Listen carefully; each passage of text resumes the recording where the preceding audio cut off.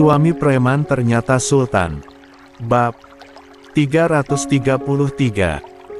Dari paras Abah dan Bu Nyai, Azam bisa melihat dengan jelas gurat kelelahan yang begitu tercekat. Tentu saja, menjadi pembimbing para jemaah melaksanakan ziarah itu tak mudah. Selain besar tanggung jawabnya juga sangat melelahkan baik fisik maupun psikis. Tapi ternyata, rasa lelah itu seolah tak ada artinya bagi Abah dan Bu Nyai. Keduanya mengesampingkan keinginan untuk beristirahat atau sekadar berbaring sejenak di tempat tidur demi mendengar penuturan Azam tentang keputusan yang ingin diambil. Rasa penasaran sudah tak bisa ditunda lagi oleh sepasang suami istri tersebut.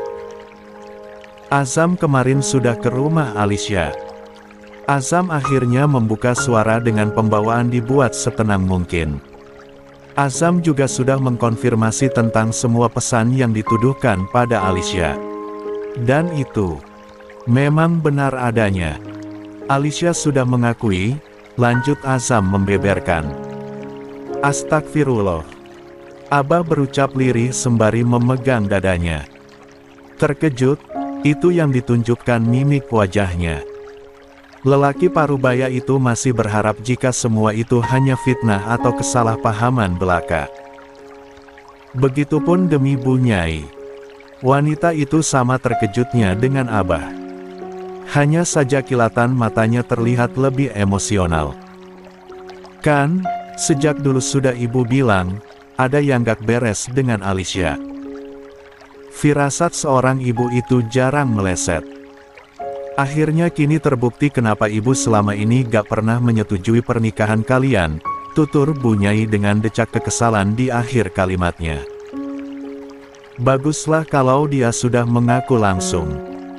Itu artinya pernikahan ini batal, lanjut Bu Nyai penuh percaya diri. Tidak seperti itu, Bu, sela Azam. Alicia memang mengakui semuanya, tapi itu sebatas masa lalu. Bahkan semua itu sudah berlalu lebih dari 5 tahun lamanya. Sekarang Alicia sudah taubat, lanjut Azam. Maksud kamu apa, Zam? Tanya Bu Nyai dengan kening berkerut. Azam menarik napas panjang lalu mengembuskannya sedikit kasar. Azam akan tetap menikah dengan Alicia, jawabnya lantang. Astagfirullah. Nyebut kamu, Zam. Mata Bu Nyai langsung melotot tak percaya. Sementara Abah hanya 70. Menghela napas dalam sembari memegangi D4 danya. Sakit. Bak ada belati karatan yang mengoyak jantifingnya.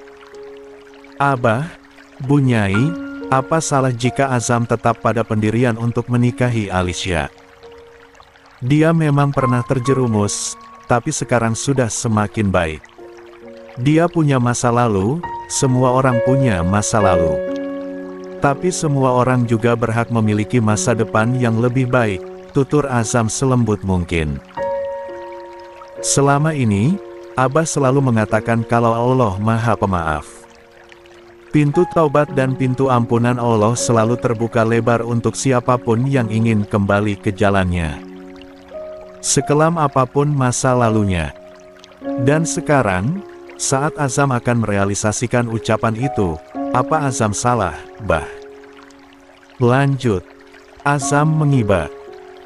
Zam, andai pernikahan hanya tentang dirimu dan dirinya, mungkin semuanya akan terasa mudah.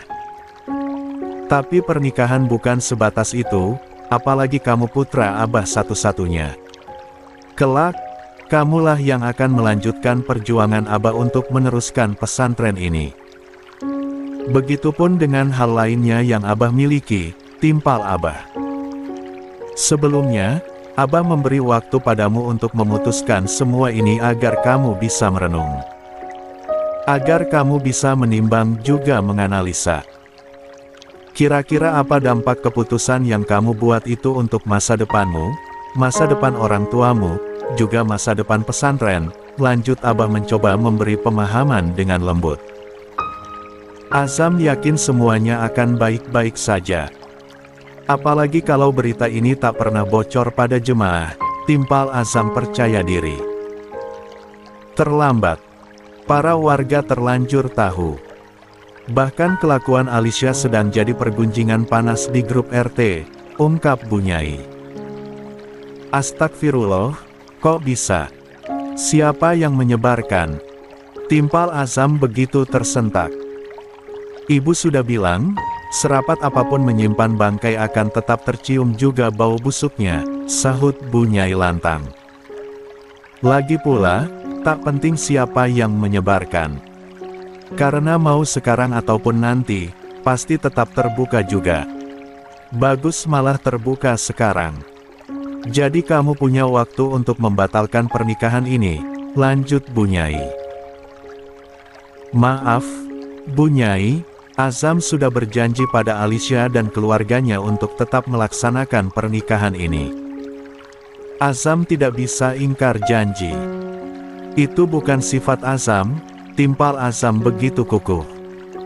Astagfirullah. Terus kamu gak mikirin perasaan abahmu, ibumu, juga keberlangsungan pesantren ini. Kamu bilang gak bisa ingkar janji. Sementara janjimu untuk berbakti pada kedua orang tua dengan mudahnya kamu ingkari. Bu Nyai kian meradang. Kecewa, itu yang dia rasakan. Apa menikah dengan Alicia akan membuat Azam menjadi anak durhaka? Apa menikahi Alicia membuat Azam menjadi anak yang tidak berbakti pada orang tua? Timpal Azam yang terlihat mulai keras hati. Tolong, beri restu agar Azam bisa menikah dengan Alicia dengan tenang dan tanpa rasa bersalah. Ingat, Abah sering bilang kalau kita tidak boleh merasa diri lebih baik dari orang lain. Bisa jadi diri Alicia yang sudah bertaubat sekarang lebih baik kedudukannya di mata Allah daripada kita, lanjut Azam seolah tak bisa diganggu-gugat dengan keputusannya. Astagfirullah. Bu Nyai kembali mengusap dadanya kesal. Lihat kelakuan putramu, Bah. Dia sudah kehilangan akal gara-gara cinta, lanjut Bu Nyai geleng-geleng kepala. Maaf sudah mengecewakan Abah dan Bu Nyai. Azam akan tetap pada keputusan ini, kata Azam sembari bangun dari duduknya. Setelah itu berlalu pergi dari hadapan kedua orang tuanya. Bu Nyai menyemburkan napas kasar. Seumur-umur mengasuh Azam, baru kali ini dia melihat anak tirinya itu sekeras ini. Biasanya Azam anak yang patuh dan penurut. 71. Bagaimana ini, Bah? Keluh Bu Nyai lesu. Bagaimana lagi, kita tidak bisa memaksakan kehendak kita pada Azam. Dia sudah dewasa. Usianya sudah lebih dari 1/4 abad. Dia juga sudah memiliki hati dan akal. Hanya saja, ternyata dia lebih mengedepankan hatinya ketimbang akalnya, timpal Abah pasrah. Jadi, Abah akan menerima keputusan Azam begitu saja. Tanpa ingin terus menentangnya gitu. Tanya Bu Nyai kesal. Menentangnya pun hanya akan menimbulkan pertengkaran demi pertengkaran. Kecuali dia sadar dengan sendirinya. Apalagi waktu pernikahan semakin dekat. Ijab kabul tinggal 3 hari lagi. Dan resepsi tinggal 4 hari lagi, balas Abah lesu. Astagfirullah. Anak sama ayah sama saja. Bu Nyai hanya bisa geleng-geleng kepala kesal. Hanya saja, ia juga tak memiliki energi untuk terus-menerus menentang Azam yang terlalu keras dengan keinginannya. Meski hatinya terus saja memberontak. Nyatanya, pasrahnya Abah hanya sebatas di bibir saja. Karena nyatanya, diam-diam dia mengadukan kegundahan hati pada Sang Pencipta di sepertiga malam. Di dalam masjid yang remang-remang karena lampunya tak dinyalakan seluruhnya, Abah duduk terpekur. Sesekali matanya berkaca-kaca saat mengingat perjuangan irinya dulu yang tak mudah. Beribu doa dia panjatkan demi kebaikan sang putra dan pesantren. Begitupun dengan Bu Nyai. Di dalam kamarnya, ia juga mendirikan salat tahajud. Memasrahkan segalanya pada sang pemilik kehidupan. Abah dan Bu Nyai hanya bisa pasrah saat satu demi satu mobil mendatangi pesantren. Mengangkut berbagai macam alat kebutuhan untuk acara resepsi nanti. Mulai dari tenda, pelaminan, kursi untuk para tamu, juga riasan bunga-bunga dan segala macamnya. Besoknya, tenda sudah berdiri dengan gagah. Pelaminan pun hampir jadi dengan dekorasi yang elegan tapi tetap terlihat mewah. Suara-suara sound system mulai terdengar untuk mengecek bunyi. Azam yang setiap hari memperhatikan langsung setiap pengerjaan untuk acaranya, tersenyum sumringah saat melihat semua persiapan resepsi sudah hampir rampung seluruhnya. Apalagi saat ia mendapat pesan dari Alicia. Sudah siap. Rasanya gak sabar untuk segera jadi istrimu, Ustadz. Pesan itu diikuti foto sebuah tenda sederhana untuk acara ijab kabul esok hari. Senyum Azam kian merekah. Indah. Sabar. Besok akan jadi hari paling bahagia untuk kita, balas Azam dengan senyum tertahan. Bunga-bunga cinta sedang bermekaran indah di hatinya. Berbeda dengan Abah dan Bu Nyai yang masih nampak muram dan tak terlihat kebahagiaan di sorot matanya. Sepasang suami istri itu terpaksa mengalah demi keinginan sang putra. Tring. Abah meraih ponsel dengan malas lalu membuka pesan tersebut. Matanya sedikit melebar saat melihat ternyata pesan di grup wali santri sudah banyak dan berjejer. 72. Saya mendengar kabar kalau putra Abah akan menikah dengan seorang model majalah dewasa sekaligus simpanan suami orang. Jika kabar itu benar adanya, dengan berat hati saya akan memindahkan anak saya ke pesantren lain. Saya juga sama. Aku juga. Anak sengaja di pesantren biar dididik ilmu agama yang baik.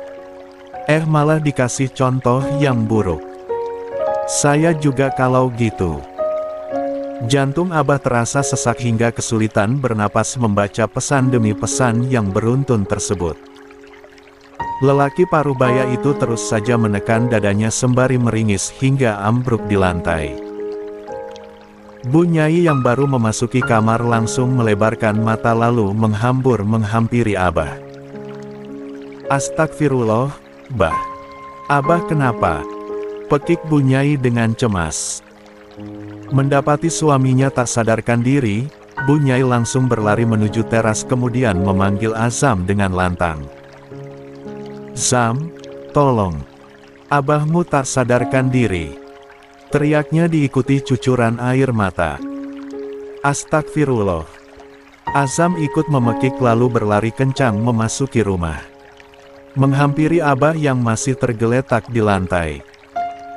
73. Astagfirullah, Abah. Azam langsung berlutut di lantai sembari meraih pergelangan tangan Abah. Dia mengembuskan napas lega saat nadi ayahnya itu masih berdetak. Menandakan lelaki parubaya itu hanya tak sadarkan diri. Kita bawa ke RS. Tutur Azam panik. Ia bergegas lari ke depan dan memanggil Raka dengan lantang. Raka, teriaknya. Raka yang sedang ikut menyiapkan persiapan untuk acara menoleh. Cepetan sini, lanjut Azam. Melihat raut wajah Azam, Raka langsung melangkah cepat menghampiri Azam. Kenapa? Tanyanya. Bantu aku gotong Abah ke dalam mobil, timpal Azam. Astagfirullah. Abah kenapa? Lagi-lagi Raka bertanya. Kali ini diikuti dengan raut wajah cemas. Tiba-tiba pingsan. Aku gak tahu kenapa, jawab Azam. Ayo buruan. Lanjutnya dengan langkah kaki semakin panjang. Keduanya lalu memasuki kamar di mana Abah masih tergeletak. Sementara di sisinya, Bu Nyai masih terisak. Pilu. Abah, jangan tinggalin aku, Bah. Aku gak punya siapa-siapa selain Abah, tuturnya dengan suara bergetar. Hati Azam mencelos mendengar penuturan Bu Nyai. Wanita yang sudah menggantikan peran ibunya selama bertahun-tahun itu. Bu Nyai memang tak memiliki siapa-siapa karena ia tak memiliki anak. Suami pertamanya pun bahkan dulu membuangnya gara-gara itu. Tak mampu memberi keturunan. "Permisi, Bu Nyai," kata Raka sembari mendekat. Diikuti Azam yang entah kenapa langkah kakinya terasa lebih lemas. "Ayo, Ustadz, angkat," lanjut Raka. Azam mengangguk. Lalu keduanya menggotong tubuh Abah menuju luar dan memasukkannya ke dalam mobil. Bu Nyai terus mengikuti dan turut duduk di dalam mobil. Begitupun dengan Azam dan Raka yang juga langsung masuk. Mobil yang dikendarai Raka melaju kencang di sore hari yang cerah. Di sisinya, Azam masih terdiam. Merenung dalam. Ada rasa bersalah yang mulai menelusup ke dalam relung hatinya melihat kondisi Abah. Apalagi Bu Nyai yang terus-terusan menangis. "Sabar, Bu. Azam yakin Abah baik-baik saja." Tutur Azam berniat memberi kekuatan pada ibu tirinya itu. "Apanya yang baik-baik saja? Setelah mendengar keputusanmu yang hanya memikirkan perasaanmu sendiri, Abah gak pernah baik-baik saja." Abah jadi pendiam juga pemurung. Abah memang tidak pernah protes lagi karena dia sangat menyayangimu. Tapi dalam diamnya, dia selalu bersedih. Dalam tidurnya, air mata Abah sering menggenang. Di sepertiga malamnya, Abah selalu mengangkat kedua tangannya untuk meminta kekuatan. 74. Kekuatan menghadapi kenyataan yang bisa jadi esok atau lusa mendengar hal-hal buruk tentang pesantren, timpal Bu Nyai emosional. Firasatnya benar. Nama baik dan masa depan pesantren sekarang sedang diambang kehancuran, lanjut Bu Nyai. "Maksud Bu Nyai apa?" tanya Azam. Siapa tahu Abah cuma kelelahan. Atau mungkin salah makan. "Nih, lihat sendiri." Waktu Abah tak sadarkan diri, ibu tadi menemukan ponselnya tergeletak di sampingnya. Baca sendiri pesan-pesan yang dibaca Abah tadi sampai-sampai seperti ini. Bu Nyai menyodorkan ponsel milik Abah yang layarnya masih ada di grup wali santri pada Azam. Azam menerima ponsel tersebut. Menggeser pelan layarnya dan membaca pesan demi pesan dengan jantung berdebar. Hujatan, cacian, makian, tolak sedikit dilontarkan beberapa wali santri karena keputusan Abah untuk menerima menantu seperti Alisya. Astagfirullah. Kenapa orang-orang bisa memiliki mulut kasar seperti ini? Kenapa orang-orang selalu merasa dirinya lebih baik dari orang lain sampai menganggap orang lain hina? Tutur Azam meringis ngeri membaca beberapa pesan yang tak panentas. "Zam, kita tidak bisa mengontrol sikap banyak orang. Kita tidak bisa memaksakan pikiran orang lain sama dengan pikiran kita. Kita hanya bisa mengontrol perbuatan kita sendiri. Perbuatan yang akan berdampak besar pada kehidupan kita dan orang-orang di sekeliling kita," timpal Bu Nyai. Azam terdiam. Yang semula sudah begitu percaya diri bisa melangsungkan pernikahan dengan Alisya esok hari dengan lancar, kini kembali dibuat ragu. Hatinya mulai bimbang. Sampai Raka yang sejak tadi hanya menyimak perbincangan Azam dan Bu Nyai berujar sembari menghentikan laju mobilnya. Memang tak mengerti apa-apa. Tak ada seorang pun yang memberitahunya tentang apa yang tengah terjadi. Apalagi ia memang tak memiliki ponsel. Raka dan Azam buru-buru turun. Jika Raka membantu membuka pintu mobil untuk Bu Nyai, Azam dengan cepat menghampiri petugas RS dan meminta berangkar. Abah pun segera diletakkan di atas berangkar tersebut lalu didorong menuju ruang periksa. "Ya Allah, Lindungi suami hamba ya Allah. Bu Nyai terus memanjatkan doa saat menunggu pemeriksaan Abah selesai. Azam dan Raka pun sama. Keduanya duduk bersisian dengan gelisah. Tak berselang lama, dokter yang memeriksa Abah keluar.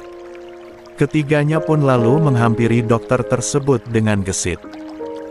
"Bagaimana ayah saya, Dok?" tanya Azam.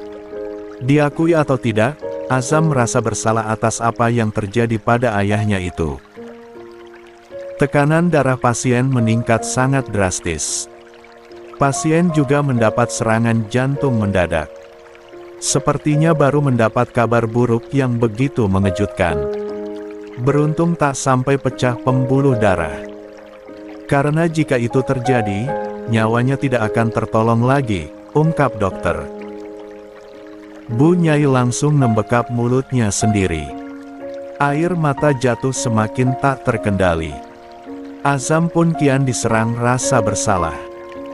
Juga dilanda kebingungan yang semakin menyiksa. Esok hari, dirinya harus melakukan ijab kabul dengan Alicia. Tapi dalam kondisi seperti ini, apa ia masih tega melakukannya? Masa depan dipertaruhkan. Begitupun dengan nyawa ayahnya sendiri. Jangan khawatir, kami sudah menanganinya untuk saat ini. Hanya saja, saat sudah sadar nanti, tolong jaga. 75. Kondisi pasien agar tak mendapat kabar yang mengejutkan lagi. Jaga perasaannya agar tetap nyaman dan tak banyak pikiran. Karena pikiran itulah yang membuat tekanan darah meninggi. Lanjut dokter menerangkan. "Baik, dokter. Terima kasih." Timpal Bu Nyai mewakili. Karena Azam masih sibuk dengan lamunannya dan kegundahan hatinya. Tak lebih dari 1 jam, Abah sudah dipindahkan ke ruang rawat inap. Abah juga sudah siuman, hanya saja masih lemas dan pusing. Hingga tak diperbolehkan banyak bicara terlebih dahulu. Bu Nyai, Azam dan Raka masih berada di sana. Menunggui tanpa banyak perbincangan. Takut kembali mengganggu kondisi Abah yang baru sadar. "Assalamualaikum." Ketiganya menoleh ke arah pintu sembari menjawab salam dengan kompak. Lalu masuklah Amira yang melangkah ke dalam ruangan sambil mengedarkan senyumnya pada semua orang yang ada di situ. Gadis berkulit kuning langsat itu lalu mendekat pada Bu Nyai dan mencium punggung tangannya Taksim.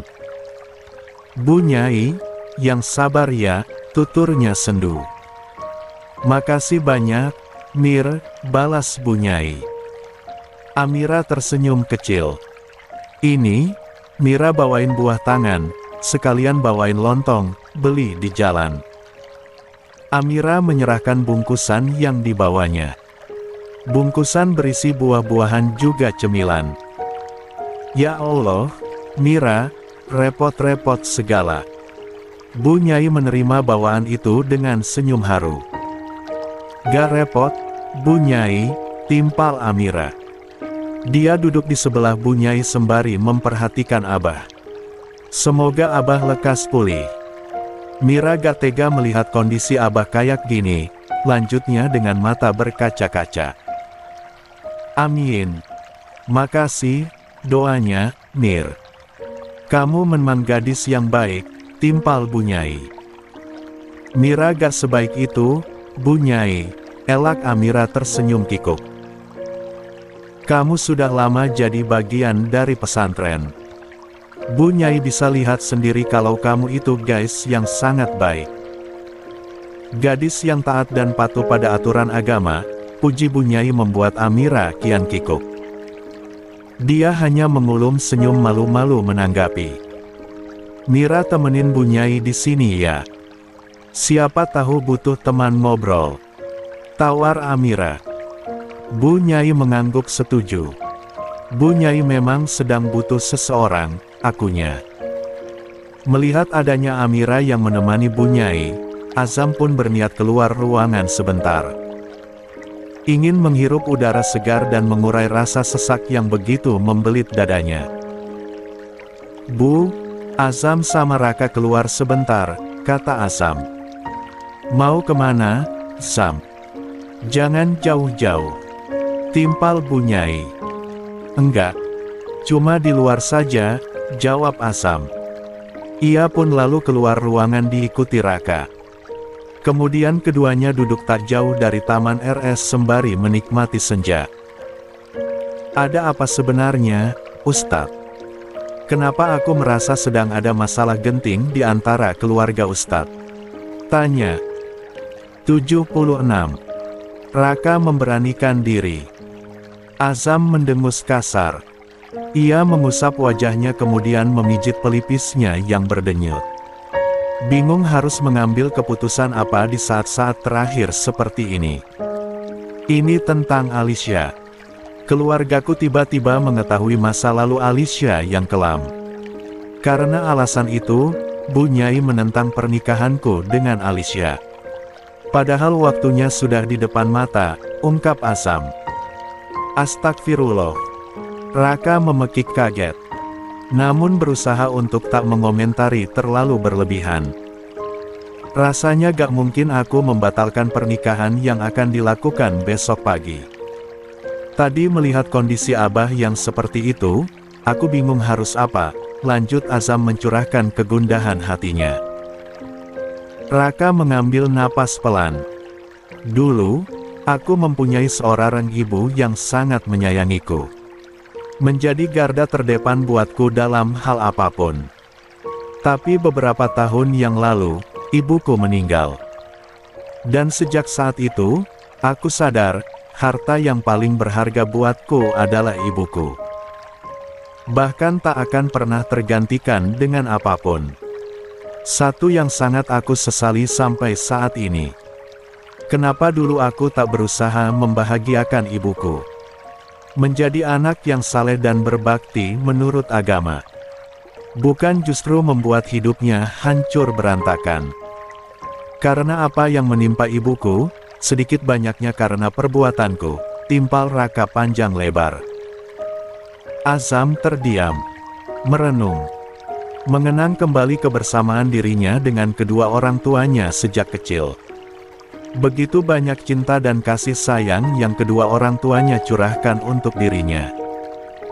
Hingga Azam tak pernah merasakan kekurangan kasih sayang. Ilmu agama juga sudah ditanamkan kedua orang tuanya sejak kecil. Memberi pemahaman mana yang baik dan buruk, mana yang boleh dan tidak. Mana yang diterima lingkungan dan mana yang akan ditentang. Dan kini, Azam akan melakukan hal yang ditentang oleh lingkungan.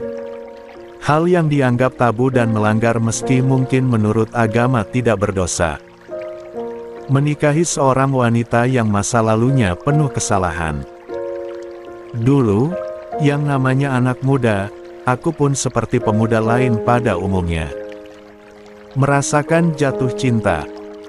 Hanya saja, aku tak pernah merasakan cinta yang mengalahkan besarnya cintaku pada ibuku. Pantang bagiku untuk menggores hatinya. Karena kebahagiaan ibuku adalah segalanya, ungkap Raka lagi. Sementara Azam semakin merenung dalam. Dia berpikir, Raka yang seorang narapidana saja bisa mencintai kedua orang tuanya dengan begitu hebatnya, bagaimana dengan dirinya? Yang dididik dengan cinta dan kasih sayang. Juga ilmu yang di setiap tumbuh kembangnya. Azam tertunduk. Dia merasa malu. Kali ini dia merasa menjadi anak yang tidak berbakti. Jadi anak yang tega menggores luka yang amat besar di hati kedua orang tuanya. Dengan bangganya, Azam mengatakan cinta pada Alicia tapi mengabaikan cinta kedua orang tuanya. Orang yang lebih banyak berkorban untuk dirinya dibanding siapapun di dunia ini. Orang yang seharusnya paling ia jaga perasaannya tapi kini ia hancurkan. Abah, maafkan Azam, Bah. Perlahan tubuh Azam berguncang.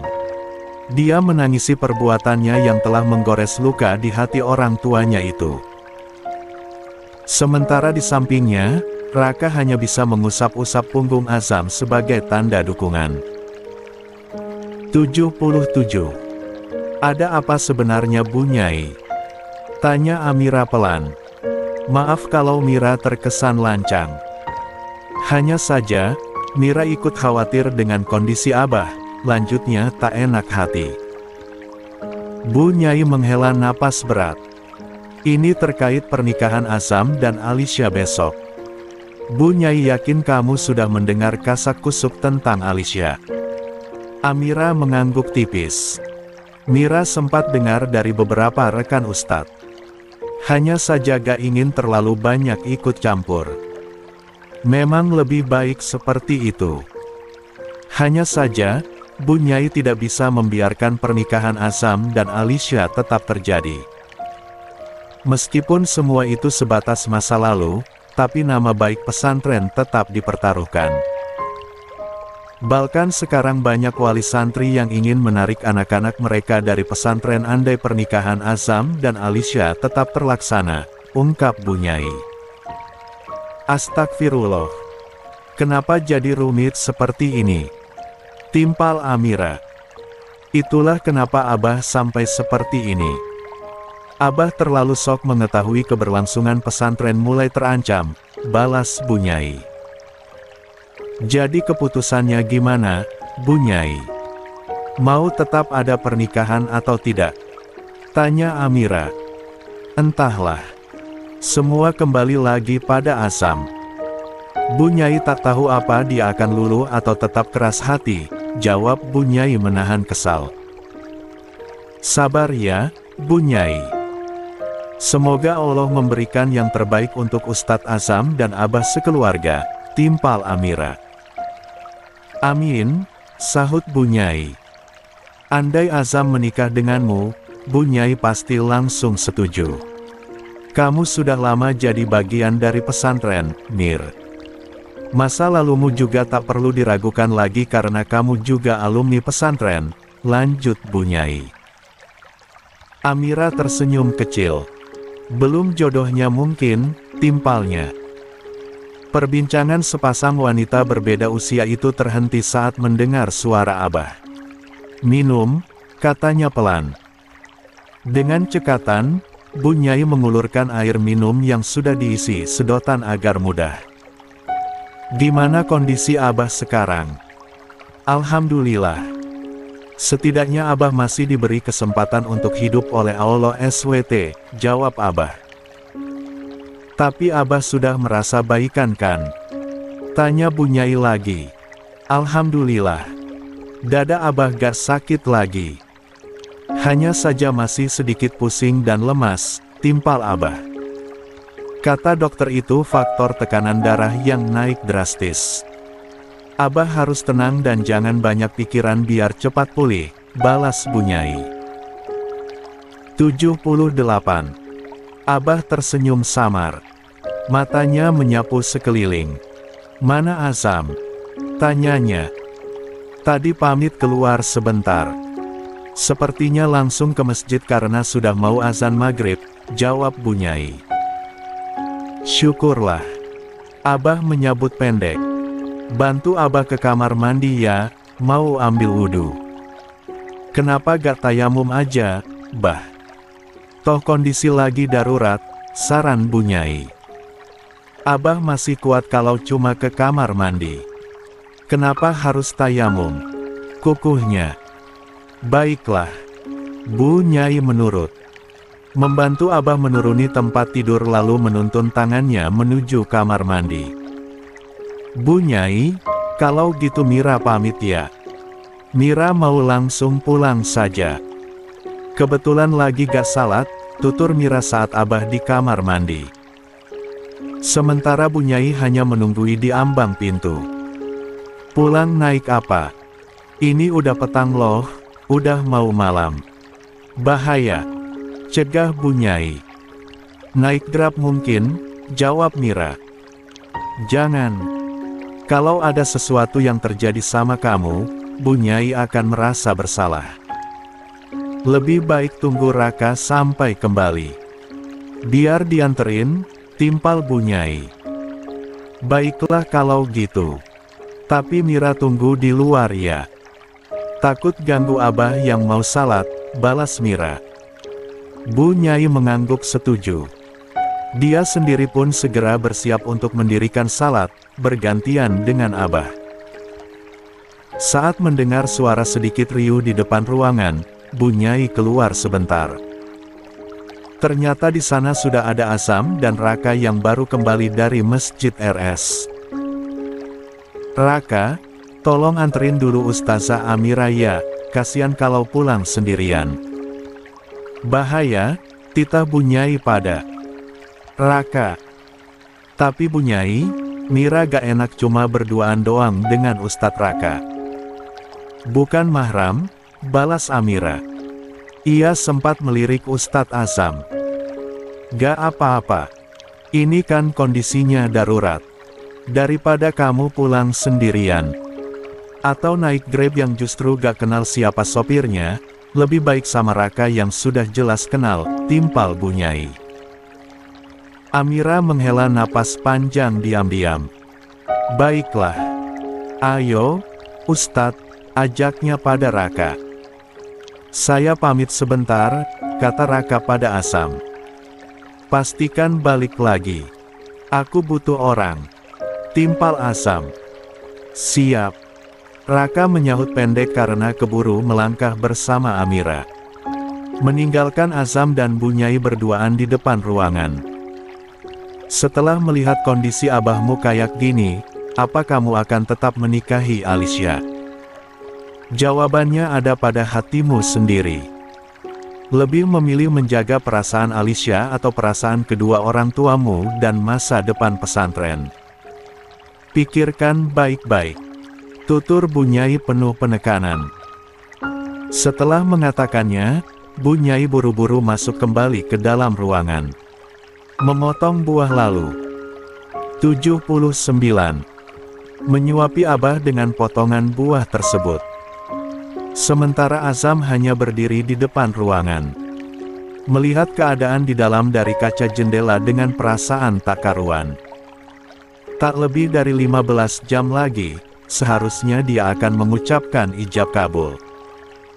Mengikat Alicia dengan ikatan suci pernikahan. Hanya saja, dia masih sibuk dengan pikirannya. Dia bahkan masih berada di RS. Entah akan pulang atau tidak malam ini karena khawatir akan kondisi ayahnya.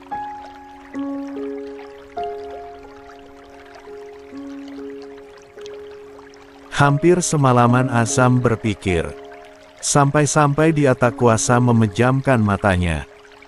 Perasaan bersalah pada Alicia dan keluarganya terus menguasai hati. Tapi perasaan bersalah pada kedua orang tuanya jauh lebih besar. Ustadz, bukankah besok waktunya ijab kabul? Kenapa belum tidur? Tanya Raka.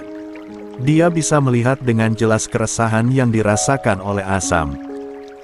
Sepertinya aku tidak bisa melanjutkan pernikahan dengan Alicia. Itu sama saja dengan membahayakan kesehatan Abah juga keberlangsungan pesantren ke depannya, jawab Azam setelah bolak-balik berpikir. Astagfirullah. Raka memekik pelan karena terkejut. Lalu bagaimana dengan persiapan yang sudah Mbak Alicia dan keluarganya lakukan? Tanya Raka. Sedikit banyaknya, ia turut prihatin. Azam mendengus pelan. Bayang-bayang tenda dan segala persiapan untuk pernikahan besok yang dikirimkan Alicia lewat pesan, kembali terlihat di pelupuk mata. Belum lagi jas yang sudah pernah dicobanya. Andai pernikahan itu tak jadi, maka Alicia dan keluarganya pasti akan malu dengan orang sekitar. Raka, boleh aku minta sesuatu? Tanya Azam dengan tatapan lekat. Tentu saja. Katakan apa yang bisa aku lakukan. Timpal Raka. Tolong gantikan aku untuk menikahi Alicia besok. Kasihan Alicia dan keluarganya akan malu kalau sampai tak ada pernikahan, pinta Azam sungguh-sungguh. Dia memegang kedua tangan Raka erat. Astagfirullah. Apa yang Ustadz katakan? Bagaimana mungkin itu bisa terjadi? Pekik Raka merasa permintaan itu tak masuk akal. Tolonglah, Kak, aku tidak tahu harus berbuat apa. Aku benar-benar bingung. Satu-satunya cara agar pernikahan itu tetap terjadi, dengan mengganti calon mempelai laki-laki. Please. Aku mohon bantu aku, pinta Azam mengiba. Kedua tangannya ia tangkupkan di dada dengan wajah memelas. 80.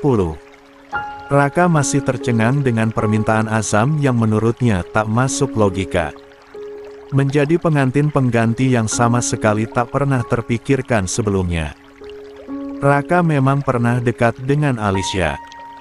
Tapi kedekatan itu hanya sebatas karena nafsu dan iseng semata. Tak pernah ada niatan untuk benar-benar menjalin hubungan. Bahkan tak pernah ada cinta yang dirasakan. Raka, please, katakan iya. Lagi-lagi Azam mengiba. Ia tak tahu lagi harus berbuat apa. Pikirannya buntu. Kacau balau. Istirahatlah dulu, Ustadz. Ini sudah larut. Sepertinya Ustadz lelah lahir batin. Siapa tahu setelah beristirahat sejenak, pikiran Ustadz fresh kembali hingga bisa berpikir jernih, timpal Raka. Ia berharap, ucapan Azam tak benar-benar serius. Bagaimana mungkin aku bisa istirahat sebelum bisa memutuskan semuanya? Meminimalisir malunya keluarga Alicia karena ulahku. Setidaknya mereka tidak akan dipermalukan warga sekitar karena pernikahan yang batal mendadak, jawab Azam. Sebelum tidur, Azam sempat menunggui Abah.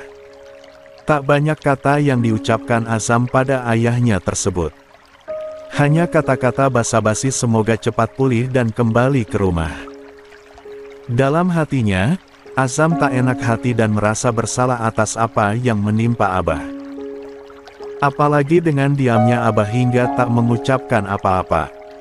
Bahkan tak menyinggung masalah pernikahan sedikit pun.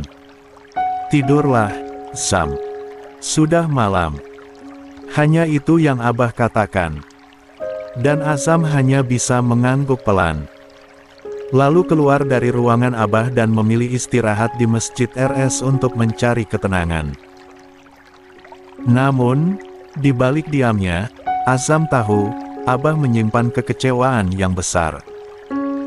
Tentu karena dia paham sekali sifat orang tuanya tersebut. Karena sejak dulu, jika ada hal yang membuat Abah kecewa, Abah hanya akan terdiam. Tak pernah ada kemarahan yang meledak-ledak apalagi sampai mengucapkan kata-kata kotor dan kasar. Berbeda halnya dengan Bu Nyai yang biasanya meluapkan kekecewaannya itu dengan merepet. Tak betah memendam perasaan apalagi tentang hal yang tak mengenakan. Berjam-jam Azam terus membolak-balik dan memikirkan tentang apa yang harus ia lakukan. Melanjutkan pernikahan sama saja dengan membuat Abah semakin kecewa dan mungkin sakit hati yang tak berkesudahan dengan akibat yang akan terus terjadi nantinya. Hal itu pasti tak akan pernah berdampak baik pada hubungannya dengan Alicia. Wanita itu pasti akan merasa tak enak setiap kali harus berhadapan dengan Abah ataupun Bu Nyai. Tentu sakinah yang menjadi tujuan pernikahan pun tak akan pernah bisa digapai. Hingga tiba-tiba, pikiran untuk meminta Raka menggantikan dirinya berkelebat di ingatan. Mungkin hal itu akan menyakiti Alicia dan keluarganya, tapi akan membuat Abah dan Bu Nyai merasa lega. Juga akan membuat nama baik dan citra pesantren tetap terjaga. Maafkan aku, Syah, satu iri Azam dengan penuh penyesalan. 81. Rasa cinta yang terlanjur besar pada Alicia, membuat hatinya juga ikut tersakiti. Perih, apalagi membayangkan Alicia bersanding dengan laki-laki lain. Hanya saja, ia tak punya pilihan lain. Sebulan lamanya ia mengenal Raka, Azam bisa merasakan ketulusan dari lelaki itu. Raka di matanya adalah orang yang baik meski sebelumnya mungkin pernah terjebak dalam kesalahan hingga menjadi seorang narapidana. Kenapa harus aku? Raka yang semula terdiam cukup lama, kembali bersuara. Masih banyak teman juga rekan ustadz yang lain yang pasti jauh lebih baik dari aku. Tapi kenapa harus aku? Tanya Raka penasaran. Karena aku yakin kamu laki-laki yang baik. Karena aku yakin kamu adalah orang yang sedang mengusahakan diri untuk terus-terusan menjadi orang yang baik.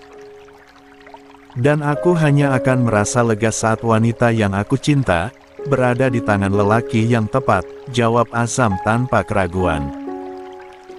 Dulu, kamu mungkin pernah terpeleset dalam hidup hingga akhirnya berada dalam penjara. Tapi aku yakin, hal itu menjadi titik balik hidupmu hingga akhirnya bertaubat dan menyesali semuanya, lanjut Azam. Bagaimana kalau ternyata aku bukan orang yang baik? Raka balik bertanya. Karena ia sungguh belum merasa jadi orang yang baik. Kalau kamu bukan orang yang baik, kamu gak akan lari tergesa dari dalam masjid saat aku mengalami kecelakaan. Kalau kamu bukan orang yang baik, kamu gak mungkin segan untuk menolongku dan membawaku ke RS. Padahal saat itu, ponsel, dompet, dan amplop berisi uang berada persis di jok sebelah.